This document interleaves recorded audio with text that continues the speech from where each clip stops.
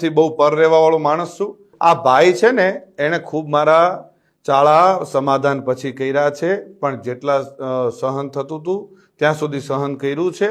પછી સહન થાય એવું નહોતું એટલે જવાબ દેવો ખૂબ જરૂરી હતો અને એને જ દીધો છે। આ પાક્કું હજી કહું છું કે 2025નું એને જ કીધું છે મેં।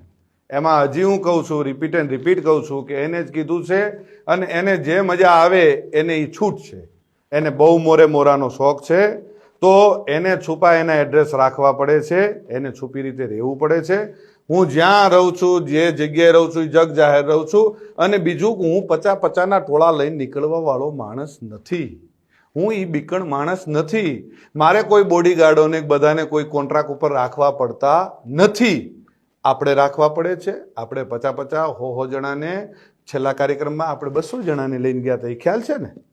એટલે એ બધું આપશ્રીને શોભે છે, આપશ્રીને કરવું કોઈ વાંધો નહીં। હું ને મારો ડ્રાઈવર વધીને કોઈક એકાદો ભાઈ કદાચ કોઈક ભેળો હોય તો અમે એટલા જ હોઈએ છીએ। ગમે ત્યારે મજા આવે ત્યારે મોસ્ટ વેલકમ છે।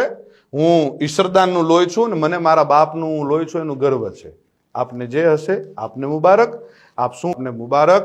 અને મોરાનો જ્યારે પણ શોખ હોય ત્યારે કોઈ પણ જાતનું મનમાં ન રહી જાય, મનની મનમાં ન રાખતા।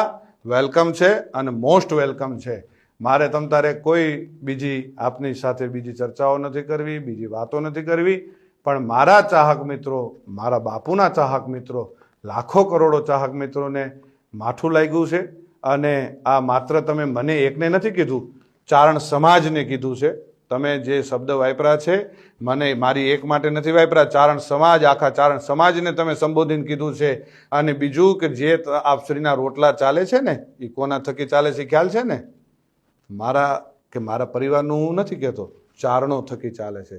અને જે આપ પાછળથી જે કંઈ ચારણો માટે કોમેન્ટ કરો છો, જે કંઈ કરો છો, માપે રહેજો, મજા આવશે।